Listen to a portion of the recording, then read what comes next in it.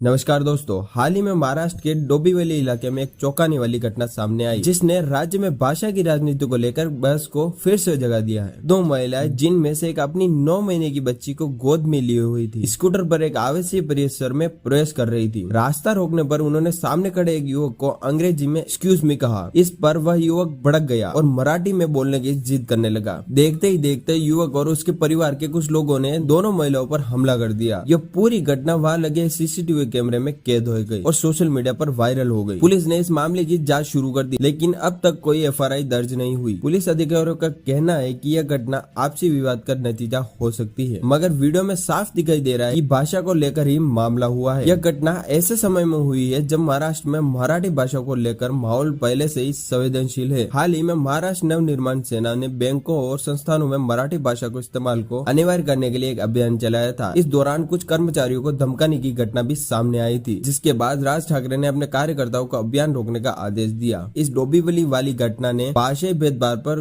गंभीर सवाल खड़े कर दिए। क्या किसी नागरिक को सिर्फ अंग्रेजी में एक्सक्यूज मी कहने पर पीटा जा सकता है? यह सिर्फ भाषा का मामला नहीं, बल्कि नागरिक स्वतंत्रता, सामाजिक सहिष्णुता पर भी बड़ा हमला है। हमारा देश भारत, जिसकी पहचान उसकी विविधता से है, जहाँ हर कुछ 100 किलोमीटर पर बोली बदल जाती है, पहनावा बदल जाता है, सोचने का तरीका बदल जाता है, लेकिन आज हम उस भारत में खड़े हैं जहाँ भाषा अब पहचान नहीं बस बन चुकी है। क्या हम ऐसे देश की तरफ बढ़ रहे हैं जहाँ भाषा अब दिलों को जोड़ने का माध्यम नहीं बल्कि दीवार बन गई है? एक छोटा बच्चा तमिलनाडु के मदुरै में जो अपनी माँ से तमिल में बोलता है, वो जब दिल्ली में नौकरी के लिए आता है तो लोग कहते हैं भाई कुछ समझ नहीं आ रहा, हिंदी में बात करो। उसी तरह एक लड़का जो कानपुर से बेंगलुरु पढ़ाई के लिए जाता है, उसे पीजी नहीं मिलता सिर्फ इसलिए क्योंकि वो हिंदी बोलता था। ये है वो कहानियां जो न न्यूज में आती है न वायरल होती है, लेकिन ये जमीनी हकीकत है जिनके पीछे छुपा है भाषा का संघर्ष और राजनीति की चाल। क्या आपने कभी सोचा है कि तमिलनाडु में इतने सालों से हिंदी क्यों विरोध का मुद्दा बना हुआ है? क्या आपको पता है कि जब केंद्र सरकार ने 3 भाषा नीति की बात की तो दक्षिण भारत में क्यों उबाल आ गया? क्या ये सिर्फ एक भाषा की बहस है या फिर संस्कृति का अस्तित्व का सवाल?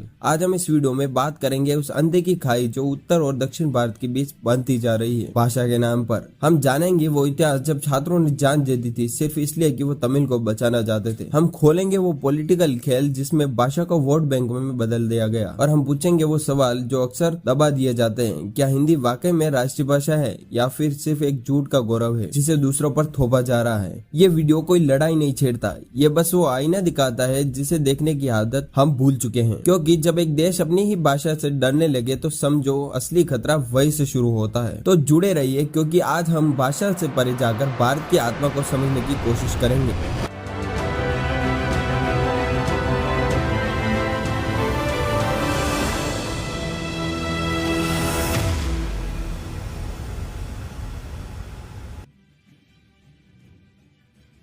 जब भारत आजाद हुआ था तब एक बड़ा सवाल ये था कि पूरे देश में कौन सी भाषा चलेगी, क्योंकि भारत में सैकड़ों भाषाएं बोली जाती है और हर राज्य हर क्षेत्र की अपनी अलग बोली, अलग लिपि, अलग पहचान थी। देश को एकजुट रखने के लिए एक ऐसी भाषा चाहिए थी जो सबको जोड़े। अब चूंकि हिंदी सबसे ज्यादा लोगों द्वारा बोली जाने वाली भाषा थी, तो कुछ नेताओं ने सुझाव दिया कि इसे राष्ट्रीय भाषा बना देना चाहिए, लेकिन यही से असली विवाद की शुरुआत हुई। दक्षिण भारत, खासकर तमिलनाडु ने इसका विरोध किया। उनका कहना था कि हमारी भाषा भी पुरानी और सम्मानित है, तो फिर सिर्फ हिंदी को ही बढ़ावा क्यों दिया जाए? उन्होंने महसूस किया कि हिंदी थोपने की कोशिश की जा रही है, और ये सिर्फ भाषा की बात नहीं थी, उनके अस्तित्व, संस्कृति और पहचान का सवाल था। फिर आया साल 1965। इस साल केंद्र सरकार ने यह तय किया कि हिंदी को पूरे देश में लागू किया जाएगा और अंग्रेजी की जगह इसे प्रशासनिक भाषा बना दिया जाएगा। तमिलनाडु में इसका जोरदार विरोध हुआ। हजारों छात्र सड़कों पर उतर गए, कॉलेज बंद हो गए और दंगे भड़क गए और कई लोगों की जान भी गई। ये विरोध इतना तेज था कि आखिरकार केंद्र सरकार को अपना फैसला बदलना पड़ा और अंग्रेजी को भी एक विकल्प के तौर पर बनाए रखना पड़ा। इस पूरी घटना ने साफ कर दिया कि भारत की भाषा सिर्फ बातचीत का जरिया नहीं है, ये लोगों की भावनाओं, संस्कृति और आत्मसम्मान से जुड़ी हुई है। और जब किसी की भाषा को दबाने की कोशिश की जाती है तो वो चुप नहीं बैठता। इस आंदोलन ने तमिलनाडु की राजनीति की दिशा भी बदल दी। डीएमके जैसी क्षेत्रीय पार्टियों को लोगों का समर्थन मिला क्योंकि उन्होंने भाषा के मुद्दों को आवाज दी, और तब से लेकर आज तक दक्षिण भारत में हिंदी को लेकर एक अलग सोच बनी हुई है, जहाँ लोग मानते हैं कि भाषा चुनने की आजादी भी हर राज्य का हक है। भारत में सबसे ज्यादा बोली जाने वाली भाषा हिंदी है, लेकिन ये सच नहीं है कि पूरे देश में हर कोई हिंदी बोलता है या समझता है। खासकर दक्षिण भारत के लोग तमिल, तेलुगु, कन्नड़, मलयालम जैसी भाषा बोलते हैं, जिनका अपना ऐतिहासिक सांस्कृतिक महत्व है। लेकिन जब केंद्र सरकार की तरफ से बार बार हिंदी को ज्यादा प्राथमिकता दी जाती है, चाहे वो सरकारी नौकरियों में हो, सिविल सेवा परीक्षा में हो, स्कूलों की नीतियों में हो या फिर रेलवे, एयरपोर्ट जैसे संस्थानों में है, तो ये सवाल उठता है कि क्या हिंदी को बाकी भाषाओं पर थोपने की कोशिश की जा रही है। 3 भाषा नीति इसी विवाद का एक बड़ा कारण रही है। यह नीति कहती है कि हर बच्चे को हिंदी, अंग्रेजी और अपनी मातृभाषा सीखनी चाहिए, लेकिन तमिलनाडु जैसे राज्यों में यह स्वीकार नहीं किया गया, क्योंकि वहाँ के लोग मानते हैं कि यह परोक्ष रूप से हिंदी को थोपने का तरीका है। उनका कहना है कि अगर अंग्रेजी से दुनिया से जुड़ा जा सकता है और तमिल हमारी पहचान है, तो हिंदी सीखना जरूरी क्यों है। राजनीतिक दलों ने इस मुद्दे को अपनी अपनी तरह से इस्तेमाल किया। दक्षिण भारत की पार्टियां इसे सांस्कृतिक स्वतंत्रता का मामला बताती, जबकि केंद्र की सरकार इसे राष्ट्रीय एकता का जरिया कहती है। लेकिन सवाल यह है कि अगर एकता का मतलब किसी एक भाषा को सब पर थोपना है, तो क्या जबरदस्ती नहीं है। असल में हिंदी थोपे जाने का आरोप वहाँ से शुरू हुआ जब दूसरी भाषाओं को बराबरी का दर्जा नहीं दिया जाता, जब नौकरियों में हिंदी जरूरी बना दी जाती है, जब ऑफिस में सिर्फ हिंदी में ट्रेनिंग दी जाती है, जब ऑनलाइन पोर्टल्स पहले हिंदी में होते हैं, तब गैर हिंदी भाषी लोगों को लगता है कि उनकी भाषा को दबाया जा रहा है। तो ये सिर्फ भाषा की बात नहीं, यह सम्मान, बराबरी और पहचान की बात है।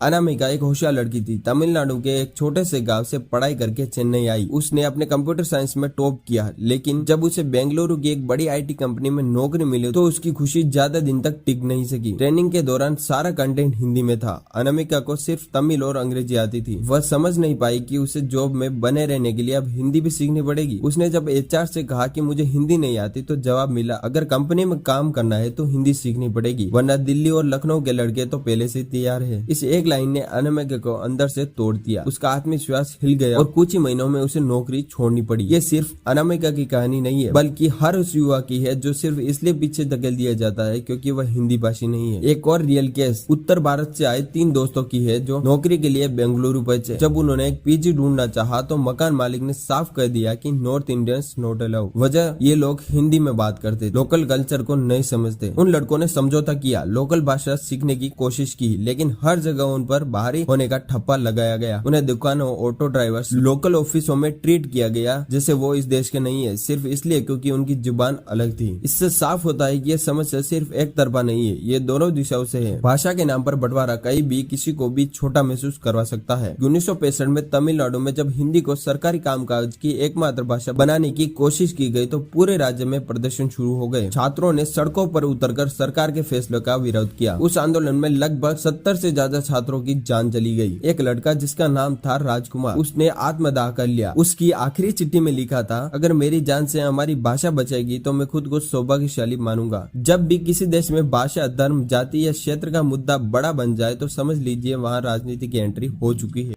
भारत में हिंदी बनाम बाकी भाषाएं का जो विवाद है वो जितना दिखता है उससे कहीं ज्यादा गहरा और राजनीतिक है। असल में भाषा का सवाल आम जनता के लिए भावनात्मक होता है, लेकिन राजनेताओं के लिए एक वोट बैंक की तरह होता है। उत्तर भारत में हिंदी को राष्ट्रीय गर्व बना दिया गया तो दक्षिण भारत में अपनी भाषाओं को सांस्कृतिक अस्तित्व का सवाल बना दिया गया। और इसी बीच हर चुनाव में हर सरकार ने इस भावनात्मक मुद्दे को भुनाया। भले ही संविधान में कहीं भी हिंदी को राष्ट्रीय भाषा नहीं कहा गया, लेकिन कई बार नेताओं ने इसे ऐसा दर्शाया जैसे हिंदी ही हमारी असली पहचान है। टीवी पर, भाषणों में, किताबों में बार बार कहा गया कि हिंदी हमारी मातृभाषा है, हमें गर्व होना चाहिए। ये सही भी है, पर असल सवाल ये है कि क्या जिस भाषा को देश में एक बड़े हिस्से के लोग नहीं समझते, क्या वो पूरे देश की पहचान हो सकती है। इस लाइन को बार बार दोहराकर हिंदी बेल्ट में एक भावनात्मक लहर खड़ी की जाती है ताकि जनता को लगे कि जो हिंदी में बात नहीं करता वो देश विरोधी है। दूसरी तरफ तमिलनाडु में डीएमके, एआईएडीएमके और स्टालिन की सरकार ने हिंदी विरोध को अपनी पहचान का हिस्सा बना लिया है। नारा है, हिंदी थोपना बंद करो, तमिल बचाओ। यह भाषा सिर्फ भाषा नहीं, द्रविड़ आंदोलन की आत्मा है। इस आंदोलन में तमिल संस्कृति, आत्मसम्मान और पॉलिटिकल स्वायत्तता को आगे रखा और हिंदी को उत्तर भारतीय प्रभुत्व का प्रतीक बना दिया। विरोध इतना भावनात्मक बना दिया कि आज भी तमिलनाडु की राजनीति में अगर कोई नेता हिंदी को थोड़ा भी समर्थन करता है तो उसके खिलाफ जबरदस्त विरोध शुरू हो जाता है। हर चुनाव से पहले भाषा का मुद्दा फिर से उछाल दिया जाता है। एक तरफ हिंदी में सरकार के काम, दूसरी तरफ हिंदी का विरोध, बीच में फंसी है आम जनता जिसे नौकरी चाहिए, शिक्षा चाहिए, सम्मान समान अवसर चाहिए, लेकिन उसे मिलती है भाषाई लड़ाई। आजकल सोशल मीडिया पर भी भाषा का झगड़ा बुनाया जा रहा है। दक्षिण भारत में देशभक्ति नहीं है क्योंकि उन्हें हिंदी पसंद नहीं है। उत्तर भारतीय के लोग संस्कृति को नहीं समझते। ऐसे पोस्ट, ट्रेंड और मीम्स तैयार किए जाते हैं ताकि जनता आपस में लड़ती रहे और असली मुद्दों पर ध्यान भटका रहे। तो असली खेल है क्या? भाषा के नाम पर जनता को बांटो, भावनाओं को भड़काओ और वोट बटोर लो। न सरकारों को वाकई में हिंदी से प्यार है, न उन्हें तमिल, तेलुगु या बंगाली की चिंता है। उन्हें चिंता है तो बस एक चीज की, वो है सत्ता। जब जनता बेरोजगारी, शिक्षा, स्वास्थ्य और भ्रष्टाचार पर सवाल पूछती है तो नेताओं के लिए सबसे आसान तरीका है भाषा की आग लगाना, क्योंकि जब जनता भाषा में उलझी रहेगी तब वो अपने अधिकार मांगना भूल जाएगी। अब इसका हल क्या हो सकता है? भारत कभी एक भाषा वाला देश नहीं रहा, जहाँ पहाड़ों से लेकर समुद्र तक, खेतों से लेकर महलों तक हर इलाके की अपनी बोली, अपनी जुबान, अपनी मिठास है। तमिल की गहराई, तेलुगु की मिठास, बंगाली का साहित्य, मराठी का तेज, मलयालम का लय और हिंदी की सरलता और राजस्थानी की तो बात ही अलग है। ये सब मिलकर ही भारत को भारत बनाते हैं। हमें किसी भी भाषा को जबरदस्ती किसी पर नहीं थोपना चाहिए। क्यों न हम इसे एक अवसर की तरह ले। जिसे तमिल आती है वो हिंदी सीखे और जिसे हिंदी आती है वो तमिल सीखे। मकसद ये नहीं कि कौन किससे बड़ा है, मकसद ये है कि हम एक दूसरे को समझे, अपनाए और जोड़े। आज के दौर में Google translate, AI, dubbing tools जैसे हजारों समाधान है। अब जरूरत नहीं है कि हर कोई भाषा का एक्सपर्ट हो, जरूरत है माइंडसेट की, कि हम अपनी बात दूसरों की भाषा में भी कहने को तैयार है। अगर प्रधानमंत्री का भाषण सभी 22 भाषाओं में सबटाइटल के साथ टीवी पर चले, अगर सरकारी फॉर्म हर भाषा में हो, अगर स्कूलों में भाषा अपनाओ मुहिम चले तो कैसा लगे? हिंदी एक सुंदर भाषा है, लेकिन ये अकेली नहीं है। उसे बढ़ावा मिले, लेकिन बाकी भाषाओं की कीमत पर नहीं। हिंदी की तरह तमिल भी हमारी धरोहर है, पंजाबी पर भी गर्व है, कश्मीरी हमारी पहचान है। हमें एक ऐसी सोच की जरूरत है जहाँ हम एक साथ कई भाषाओं को जगह दें, ना कोई ऊपर ना कोई नीचे। भाषा नहीं, भावना जोड़ती है भारत को। असली भारत भाषा से नहीं, भावना से जुड़ता है। हमारी एकता का असली राज ये नहीं है कि हम एक जैसी भाषा बोलते हैं, बल्कि ये है कि हम अलग अलग भाषाएं बोलकर भी एक जैसा महसूस करते हैं।